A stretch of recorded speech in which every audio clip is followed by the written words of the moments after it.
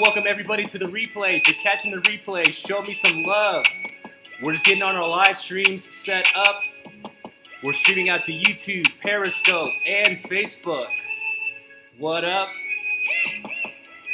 This episode is Millennial Marketers. We're going to talk about how to build a mobile application. So make sure you like, comment. If you're watching the replay, go ahead and fast forward just a little bit while we get our technology up. Every one of our episodes are recorded live. This broadcast is brought to you by Frank Salas, the talented Mr. Salas. We've got an awesome guest for you guys today. We're going to show you guys how to build an application. Mobile apps are huge. I've sold several apps to businesses, and businesses really love money. And apps help businesses make money.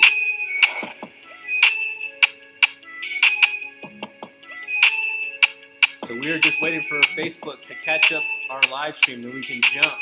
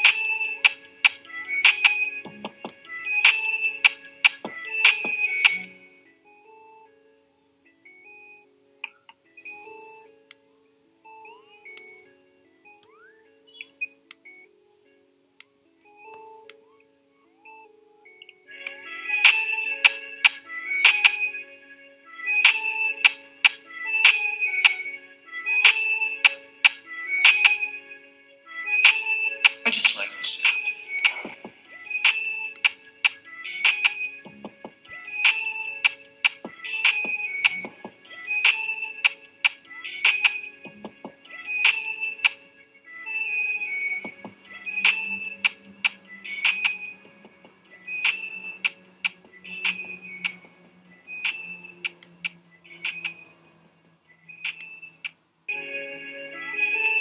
I just like the sound.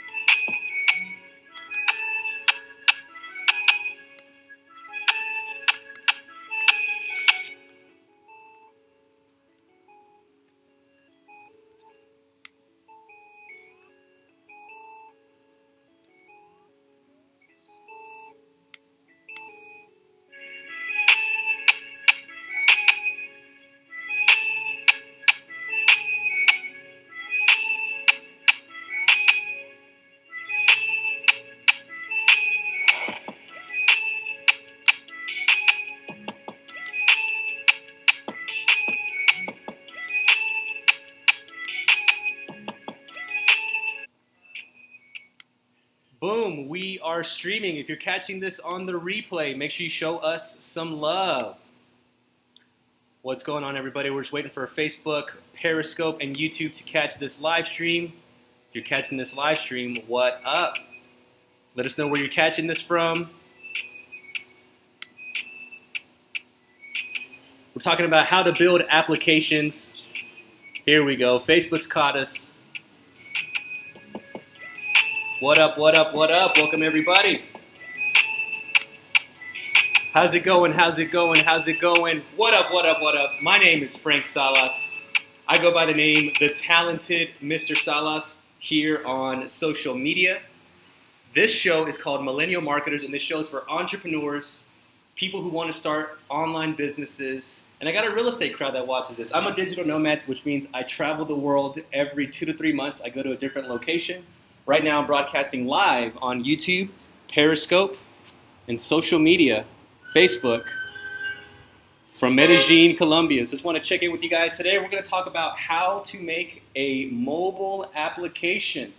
And I got an awesome guest for us today. He's actually 18 years old, so it's just great. Yesterday we had a guy who was 17 years old. Now we got an 18-year-old person. I started my first business when I was 20, and I really love interviewing young people who are very innovative. They understand where technology is headed, how things are going. So without further ado, I'd like to introduce Mr. Kyle Wilson from Wilson Develops. You can find everything about him over at wilsondevelops.com. And you can email him directly at kyle@wilsondevelops.com. But Kyle, tell everybody a little bit about yourself. Yeah, everybody. So, like Frank introduced me, I'm Kyle Wilson. I'm 18. I've been working with technology since I was, I'd say, 13, just kind of learning how everything's going.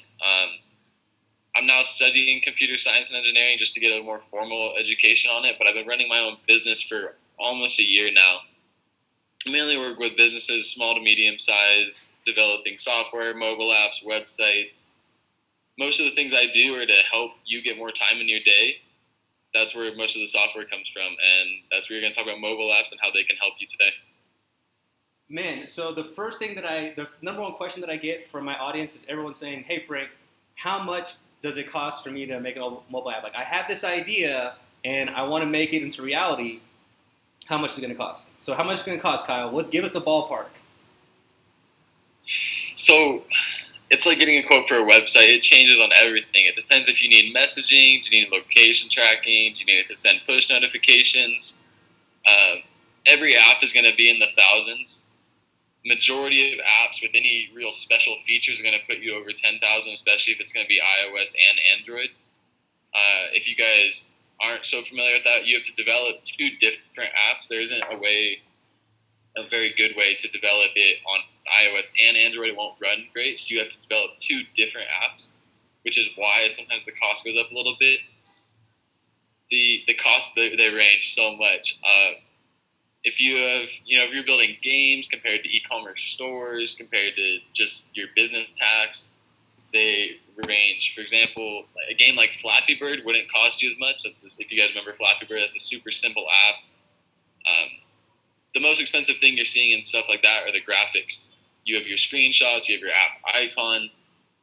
So I think I can't really give you a range. I'm saying expect to be in the thousands. Anything that seems like it has a feature that's, decently new or interesting, it's going to put you over 10. Gotcha, yeah. And the first thing I always tell people is to have at least 20,000 budgeted, because there's going to be changes, you're going to get the first version, there's going to be revisions, and a lot of people think, oh yeah, I'm just going to pay my 20 or 10,000 and get an app next month and I'll launch it, I'm going to make a lot of money. And that's not necessarily the case. So talk to us about the time frame. How long should we budget time-wise to develop an application? I don't know, it varies, but you give us a ballpark. So time-wise, it's going to be a month. It's going to be a few months. Depending on the complexity, of course, will range how long it'll take. The other thing you have to account for is you have to submit to Apple and Android for approval to put your app on the App Store. The reason is you can't just launch it, because there's a lot of ways there's a lot of security issues with that. So time for submitting it is probably about a month to 2 months just to get it approved on the App Store. The development, of course, changes depending on what it is. It's going to be a few months, though. That's why your budget needs to be a little bit higher. You're paying somebody for their time over a few months. Once you launch the app and get it on the App Store, you're going to find those last few bugs that you couldn't catch. So I'd say after you get the app submitted to the App Store, you have about 2 to 3 weeks until you have everything ironed out. App is ready to start marketing. Everything's good. You'll have a few updates here and there, a few bug fixes, but you're looking at a few months. Depending on the app, you shouldn't be looking longer than 6 months. That's why it's good to start with it early. You know, when you want to get this project started early, get a quote, find out if you can afford this, you know, if you can budget enough money for this. Usually when it comes to deposits and payments and stuff like that, the deposits aren't as big of a percentage. So that's one way you can get it started earlier. You know, if you have a $50,000 app, you don't need $50,000 to start this project. You have a course of time to get the money ready to go. You have that submitting process. You have time to get the app ready. And I'm glad you brought that up because there's lots of people who very commonly will maybe drop about $10,000 to $20,000 to get their first version or their wireframe that's functional, so they can take that prototype and then sell it to investors and say, hey, not only do I have an idea, I have an actual app. I've actually have sweat equity. This is an actual physical thing that we can enter a market space in, and I want $1 million for marketing and for this and for that and whatever the actual application does. And that's a great way for you to get in there because people like venture capitalists, people with money, they're dropping money on apps like crazy. And in their head, they know that if they drop, $1 million on 100 apps and they put 100 million out into the marketplace, they know probably one or two of those is going to hit and the other 98 or 99 are going to flop. And they come into this knowing that. They know you're going to waste their money. They know you're going to try to get the Facebook and Google-like office with the massage and stuff. They know you're going to get there. They know you're going there. And if you're just more savvy with your resources and you listen to the marketplace, and I want to switch the conversation into, okay, we're talking about how to build an app, but what is a good app to build? Because lots of people have lots of ideas, but if you want it, that doesn't mean anything. What really matters is if the marketplace wants it. And if you can create something where there's a need and then offer a solution to those mass group of billions or millions of people, that's how you make an app work. So talk to us about what people should be thinking about whenever they create an app, design an app. What are some things that should guide them? Right. So depending on what type of app, if you're looking for your business or if you're looking for a game, it's completely different. If you have apps such as, I'll just use like QuickBooks, for example. People are going to use that for years at a time. When you have games, the game lifetime is less than a month. But the games spread so quickly where if you have, 10 kids in a high school start playing it, you're going to have like 1,000 people playing it at that high school. So games are the quickest way, I think, to get, the quickest money. Have a free game and monetize it with ads. That's how you'd make your money on that. When it comes to apps to, satisfy a need, that's where you come to me. You got to figure out what need can you fix with this. How can you make it more efficient for people? That's the best way. Is how can you make people's lives easier? For example, the built-in app to iPhone for Apple is the Notes pad. It's great because you can just jot down a quick note. You don't have to grab a piece of paper or worry about remembering it. It does it for you. It's very efficient. It helps you, and that's where the need is. Awesome. How can you make people's lives, easier? Awesome. So yeah, I'm glad you brought that up. So if you're going for a game, think of a shorter lifespan. And if you're thinking for a more functional app, think of what can people use from years to come to make their lives easier. Could you maybe give us some examples of apps that were just super successful? Maybe kind of give an idea of apps that are viable. So for games or for business? Maybe for both. Okay. So for example, for a game, Flappy Bird, in 2 weeks he made $100,000. Then he took his app off the App Store because he didn't want it anymore. And, the game was still blowing up. People were selling iPhones. So when you delete an app from the App Store, it stays on your phone if you have it deleted. People were selling iPhones with the Flappy Bird game just because it has the Flappy Bird game. So that's a game, that blew up. There's a whole bunch of those. There's constantly a new app, a new game coming out. If you guys are really looking for that idea, I recommend just every morning go to the App Store and look at the top 50 free apps and just see what's kind of rotating around because that top 50 list will never stay the same. Facebook, Twitter, and Instagram are always going to be on there, Snapchat, but look at the ones going in and out. Can you fit in there? You don't have to be top 50 to have a successful app. Obviously that'd be great, but it's being honest with it. Some apps that do successful what I can think of right now are the apps that invest for yourself, invest for you, put your money in portfolios like Acorns. Apps like that are doing well because people don't know how to, buy stocks and set their portfolio up and put money aside and stuff like that. So I think apps that are, budgeting money, apps that are putting money aside for you, tracking your spending limit, tracking what you spend all your money on are great because it's an eye-opener for people. You might spend a grand a month on something and not even know it because it just slips out of your mind. I love it. I love it. So I've outsourced softwares, or not outsourced, I want to say developed. So I've developed this stuff and I outsource to places like Latin America, Europe, Eastern Europe, Asia, India. And for most of my programming, I get my work done in India, which is kind of a pain because there's a language barrier there. And it's kind of like, hey, I want you to make this program A and have it talk to program B and then have it deliver in program C. They're like, okay, sir, I will develop program C, and program C will communicate with program B, and program B will communicate with program A. And I was like, yes, this is great, but it needs to be done in this order. And they're like, yes, I have the order. I'm like, okay, can you repeat the order back to me? They're like, completely wrong. And I was like, no. So here's the written directions. And then they messed that up. So I was like, So what I found works best is I have written directions, a video, and then I have a live meeting with my developers to say, this is what I want, so you can reference it later. Here's a video, so you can reference that, and I want to talk to you about it in person, so you can kind of make sure we understand each other. Now, can you bounce that back to me in your own words? And that, going about 2 or 3 times doing that, typically is they understand what I want, and then I expect when the first version comes out that I'm getting 85 to 80% of the actual stuff that I wanted. And I was like, hey,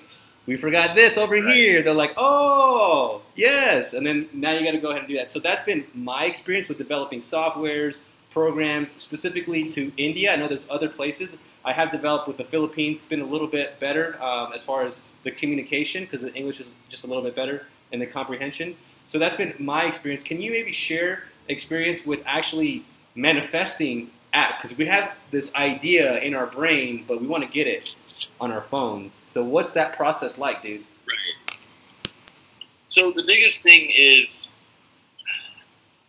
why. Why do you need an app? So that we can figure out what features are necessary. You don't want to have an app with all these added features that people are never going to use. One is it'll complicate the app. It makes it more expensive because I have to add in all those features. And the process from getting the app from your head to my computer is usually I try setting up a call and I just talk to you about it without all the technology terms because it might not make sense with everything. If I say, hey, we need this API, and then we need this function, and we need this compatibility, all this stuff, it'll just blow right over your head. So I try to talk to you in English about it, about what are you gonna do? I mean, it's true, it's in English. We need to figure out why, what you're gonna do, how we're gonna build it, when this needs to be done. And then the process from, getting everything onto my computer is obviously we talk pricing and all that, but then it's really what do we need first so that we can build everything else. If you need an app that creates notes, we need to be able to have something that you can type into. There's staging processes to it. What you said about, hiring or outsourcing overseas and stuff like that, it's cheaper, but like you said, there's frustrations involved. And I've actually had a very successful business picking up on unfinished work from overseas hiring. It's hard, you can't talk to them all the time. You can't talk to everybody. There's, time zone differences. So when you wake up, they just went to bed. There's a lot of lazy developers, which is what you have to be worried about. For example, one of my classes here, we had a lab where we had to write a program to show the current time. So all of us are writing this program trying to get this function working to show the current time. The kid next to me wrote a function just to print, 12 o'clock. And so he called the teacher over at 12 o'clock to show him run. So it showed this current time, but it's not going to work again. It's not going to work at 12:01. So that's the one thing is there's a lot of lazy developers who will get your check and run. Because for example, when you hire somebody overseas, if they just block your number, you can't do much. you can't really get to them. You can't do much. It's hard. It's overseas. Yeah, that's kind of my input on that. Dude, I feel you, man. I feel you. And so I'm glad that you brought that up. So, when you work with a developer, are you looking to hire them for a yearly salary? Is it project based? How does that even work, man? So for me, hiring other developers to work with me, is that what you mean? Yeah. So if all of us aren't computer scientists like yourself, and we want to have somebody else program our app. So what do you look for? What do you look for? I'm sorry. What was that? So I mean, you're just trying to see what do you look for to find the right developer? Well, how would I engage them? Would I engage them in a like an employee? Would I offer them a yearly contract? Would it be a contractor doing a project-based thing? How does it even work? So personally, what I try doing, what I think is the best way to go about it, is have the project work, and then usually, especially with apps, you're going to have like a monthly, or you could set it up as a yearly, just to fix bugs, or when you can be, hey Kyle, like we built this app A, and we really need to add this feature. You want to hire the guy who built the app so that you don't have to pay somebody to go figure out what they did. Right. Everybody's going to build an app differently, so it's really good if you have the same pair of eyes looking at it.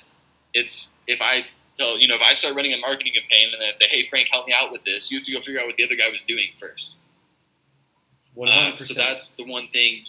Hire them for the project, and then discuss with them, can we have a monthly or a yearly contract afterwards to keep this app, keep bug fixes, keep everything going. If you're going to have somebody build a project and then not do monthly, I'd be scared about it, because, it's as a developer, it's easy. We know what we did. When there's a bug fix, we usually know exactly where it is. It's easier for us, and then it saves you money because you don't have to pay a guy, $100 an hour to go read code. I dig it, man. I dig it. So let's talk about where to find ones, because when I outsource, I'm prepared to outsource. Like, I anticipate and I forecast headaches, and I've gone through it so much that I now have systems and processes that minimize and reduce those headaches. There's no like, I'm not gonna sit here and lie and say that we don't have challenges and our processes are perfect the first time. No, even with American workers, like, it's never like that ever in anything. Right. But I anticipate that, and for me, I can navigate and maneuver in that world pretty successfully. Some people may not be, as skilled or adept in that area, so they might want to be looking to hire from other sources. So where would you recommend to find a developer that isn't outsourced or from another part of the world? So I recommend, don't go to Fiverr, don't go to freelancer.com or Upwork, because you're going to get that unfinished work or cheap work. If you're paying a guy $2 an hour, you're going to get $2 an hour work. As far as finding a developer, I look for recommendations from people you trust. That's the biggest thing. You want to have somebody who other people worked with and other people came out happy working with them. There's no point in us working together. Like, let's say you and I work together, Frank. There's no point in us working together and then us never talking again because I gave you such a horrible experience, right? That's just bad on my part. So I recommend finding somebody that you can work with, have a phone call with them. Are you guys going to butt heads on the first phone call, or are you guys going to be able to work together? Right. Because with an app, you're going to be working together for a few months. There's going to be times when I'm going to, text you, hey Frank, I really need to know if you want this screen or if you want this screen. Like, how do you want this layout? What do you want here? There's no point if we're butting heads, because you're going to be like, never mind, he's going to have to figure it out himself. I'm going to delay your process because I can't do it. And it's just a whole bunch going on there. So I recommend looking for referrals, definitely. They help. Make sure there's actually a connection and it's not just a middleman getting a quick commission. I've had that happen a few times with me connecting with clients, and it's horrible because there's, we want to work together, but the middleman just wants the cash and wants to leave. Definitely think referrals help. There aren't many mobile app agencies that are strictly mobile app agencies. And usually when you go to those, if you Google mobile app development and you go to those top guys, you're usually looking to spend about $150,000 for the most basic app, just because that's how much their time's worth. That's the one thing. That's the one good thing about going to a small business is we're relatively cheaper. We don't have as many developers. Our labor isn't as high. That's my input on that. Yeah, that's where I would hire.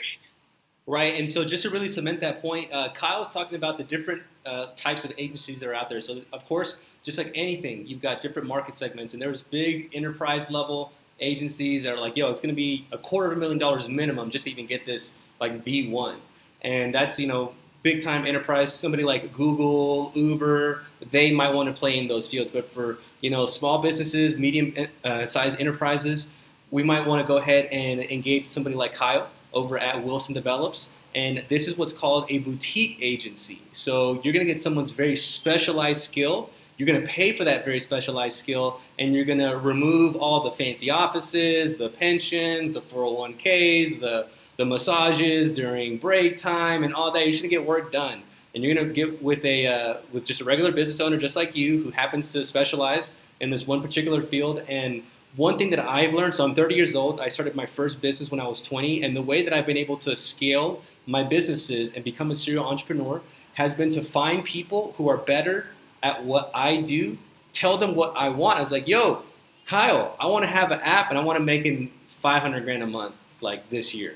Here's my idea. Help me make it a reality. And I get out of his way because he knows what to do, and I'm going to be limiting him and his success because he has to actually get it done. I'm going to say, yo, these are the parameters of success.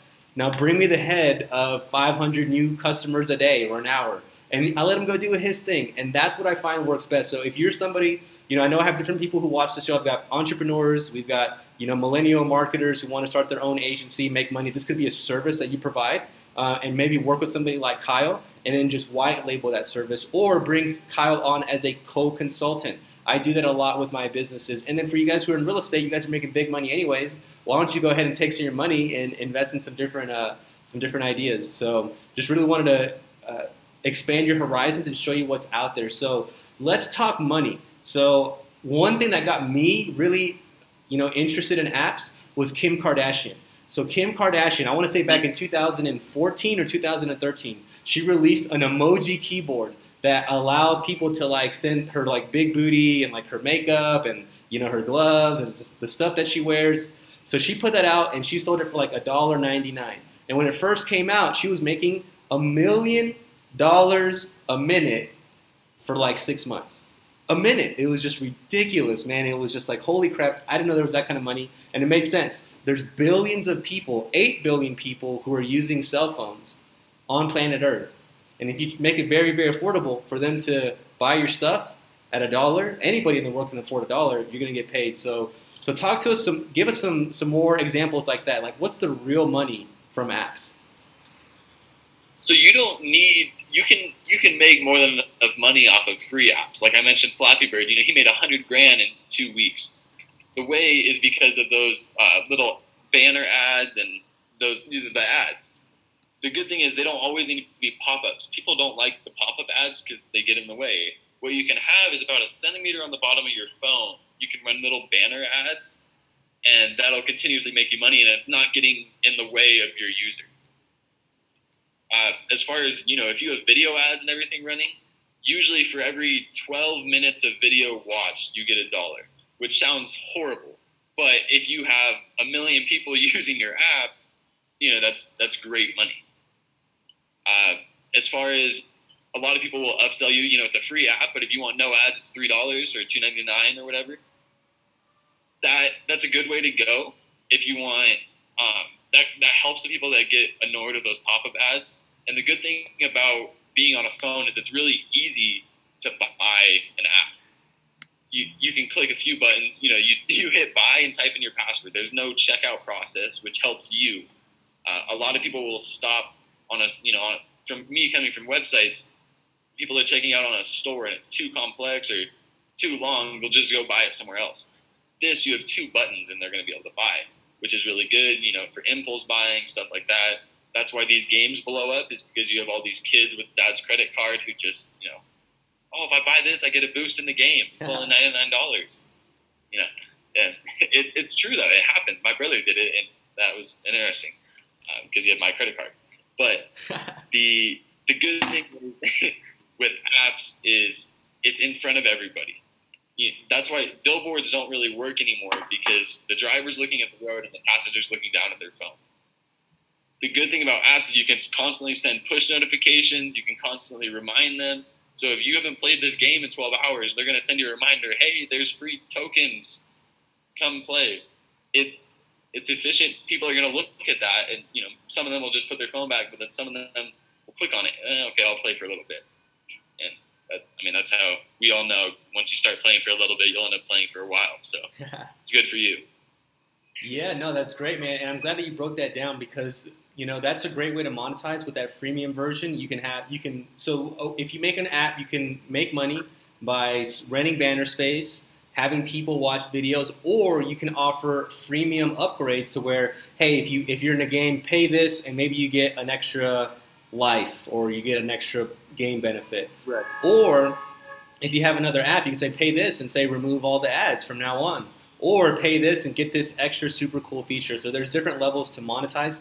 It doesn't all have to be a paid app, and that's a great way to get on people's phones. And there's just so many benefits from being on someone's phone. And you said it best, like the passengers are looking at their phones. The drivers should be driving, but they're probably looking at their phone too. So it's like, yeah, man, that's where the attention is right now. And I don't want to say that we're in a bubble or anything like that, but right now, for this decade at least, apps have been hot. Apps didn't exist too well last year or last decade. Last decade, they were just kind of getting introduced. We didn't really have the technology, the bandwidth, the infrastructure for that. But now apps are a huge part of our lives. Like I use Uber every day. I'm in Colombia. We have like a delivery food app. Instead of me going and walking out, I just go boop, boop, boop. I got my credit card already on there. It's good to go, man. If I want to get a ride, I don't got to flag down the taxi. I don't have to worry about them, giving me a gringo tax or a foreigner tax. It's just like, yo, I'm going to this place. Thanks. No BS. And if they get off queue, I can pull up my Google Maps and say, yo, just take a left right here. That way they're not charging me any extra or like delaying my time.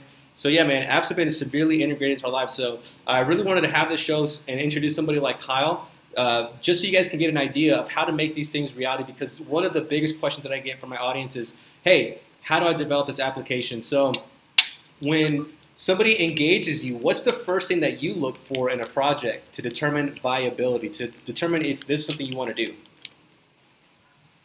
So the first thing is I want to know if the client is passionate about it or not. I don't want you to come to me, give me 20 papers, and then walk away, say, let me know if you can do it.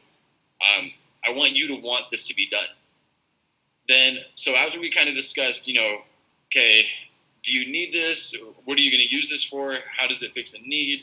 Which isn't really me qualifying you or anything. It's kind of me checking you to say, do you know why you want this, and how are we going to move forward with this? Of course, then once we discuss, okay, this is what we have, this is the idea, we're going to get into pricing. After that, we're going to look into development. Do you need a demo to go present to all the venture capital funds so that you can get investments for this, or do you have the funds already? Which you mentioned that earlier. It's great to go that way because you might not, you have a 50 grand app, you might not have 40 grand to start paying for everything and get all this set up, but you might have 4 grand to go put on a deposit so I can build a little demo for you to take somebody. If you hand a venture capital, a 30-page document of your app, they're not going to like that. I don't have any percentages for you or anything, but if you hand them papers compared to here is the app, you're going to do a lot better with the app. For people sure, don't man. want to read. And that's because you're showing them as opposed to telling them. We're all humans. We're all caveman looking at drawings going, ooh, ooh, ooh, surprise me. And if you're showing them like numbers and drawings, you're like, nah, man, I need you to speak to my caveman brain and show me the fire being made on the screen. So I just wanted to jump in there real quick and make that point. So, just so we're clear, there's different strategies no matter what budget, what experience, what project. Your goal in working with somebody like you is you consult with somebody. Like a true consultant is somebody who wants to help you succeed. So you meet with somebody, you're like, okay, this is your bankroll, this is your time frame, this is your project, this is your intention. And then you put the pieces together to see if it's feasible. And then you're like, yeah, you know what, we can probably do it. We'll take this route. It'll take this long. It'll cost about this much. And then that's great that you brought this point up because after that point, let's say the app is fully done, the prototype is partially done or whatever. After the app is completed, the job's just getting started because now you have to get users or funding, one of the two, and talk to us about that phase. So as far as getting users, that's where I really try saying, what's your need? Why do you need this? Then we can look into how are we going to push your app? Where are we going to push it? Who's it for? If you have a game, it could be for everybody. But if you have a game, you have something like QuickBooks. Let's say QuickBooks is a smaller scale. Let's say you have something like QuickBooks. It's only for businesses mainly. The everyday person doesn't really use something like QuickBooks. It's geared towards businesses. That's where what does this fix? How does this help people? And that's really where your marketing is, and that completely changes what we're gonna do. You always see ads on Facebook for I think it's like, is it Stosh or something like that? $5 a month to invest for you. You're always seeing stuff like that because it can apply to everybody. It's easy. It fixes a need. So is that the route we're gonna take, or is this something we're gonna push in Facebook small business groups, something like that? You never know who it's gonna help. As far as okay, we got the demo. Who are we gonna use? Who are we gonna give this to? If I build an app that's great for managing time, I want influencers using it. I want to give it to you. Hey, Frank, can you try this out? Because then, let's say you love it. You have a huge audience. You just sold my app for me. That's the great way to go. That's why Instagram influencers work, Facebook influencers work, Twitter influencers work, is because they have attention. That's where we're going to say, does this need to go to somebody with attention? And you always see the YouTubers used to play that color wheel game. It blew up. That game, once again, lifetime. Games don't have a good lifetime, but because of the YouTubers, that game continuously grew. So and so has 4 million, so and so has 5 million viewers, so and so has 1 million viewers. You just broadcasted to that many people. I dig it. That's kind of. So yeah, I would agree. Influencer marketing would be a huge part of any app that I launch, just because it's hard to get noticed, and because of the algorithms of both the Google Play Store and the Apple Store. If you're not getting a lot of engagement up front, you kind of get pushed back. The newer apps get a little bit more love and they get engagement. So it's great if you can start off with just a bunch of downloads, a bunch of ratings, a bunch of engagement. That's a great way to just, separate yourself from the pack and beat the algorithms on both the Google Play Store and on the Apple Mac Store. So great stuff. So I really want to say that this is like an undertaking. So developing is a job, but just because you develop it, it's like developing a piece of real estate. When I'm in Colombia and I buy a piece of land, I've got to go get the inspector, the appraisers, the foundations, the constructions, the approvals, the permits. Then, once it's all done, I don't get a bunch of money in my bank account once it's all done. In fact, I'm out a bunch of money when that's done. I have to get on the ball and either pre-sell the apartments or the condos, or after it's completed, then I've got to sell those then. So just, I want to keep in mind that once you have your app built, you have to sell that. So all my other videos about marketing, about businesses are really going to help you out. And this is just one very specific, nuanced conversation that we wanted to bring to you guys about making apps and developing apps. So just to recap, you want to start with about $10,000 to $20,000 worth of capital just to get started for version 1 and for a prototype. There's different kinds of strategies for you to make it out there. You're saying that most prototypes could be completed in about 30 days, right? It depends on how complex of a prototype, but yes. Right. You can get something to present to venture capital in 30 days, yes.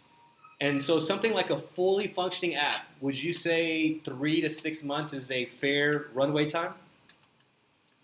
Yeah. If you need something like Instagram, that's going to take quite a bit longer, but 3 to 6 months is a very good estimate for what you'll need done. Awesome. And so from there, there's costs to be just on the Mac Store, just to be on the Apple Store. So what are those costs? So it's $100 a year to, how it works is it's $25 to submit an app to Android, and it's $100 to submit an app to Apple. Those are the only fees you have, luckily. There's no, for a website you have hosting and a domain name and then security and all that. This is a one-time submittal fee. Awesome. So the bulk of the overhead is going to come to paying the developer and in making an app. Is that correct? Yeah, depending on what you need, you'll also need to buy servers and a database if you need it. Once again, that's if, games don't need that. If you have a game like that Pokemon Go game that blew up, that's why the game did so bad for its first week, because they didn't expect so many users. So they had 10 million users when they were expecting 10,000. Right. So that's where something this is kind of getting into more of the non-English talk. That's where you use something like Amazon Web Services because it continuously expands. So let's say I build your app, Frank. You're like, hey, I really expect like 100 people to use this first month. But then I don't know what happens, but it blew up. There's 100,000 people using it. The app will automatically scale to that so that you don't have that downtime of, hey guys, sorry, we weren't ready for this. Come back in a week. By then, your game doesn't matter anymore. So depending on what you're going to use, you might have database and server costs. Completely depends on what the app is and what it's going to do on those costs. Usually, those costs aren't going to exceed much for these smaller apps, stuff like that. You're not going to get anywhere near what Facebook is spending a month on stuff like that. So you'll be fine on those things. So break down what server means. Break that down in plain English. What does that even mean? So so for an app I'm working on right now, it's using location. So for me to be able to use the location, it has to connect somewhere and then connect back to my app. So that's what the server does. It's a middleman. You have to drive your car, you have to get gas. That's what it's doing. Gotcha. Cool. Awesome. Database is your wallet. It's storing your information. That's the best way to talk about those. Gotcha.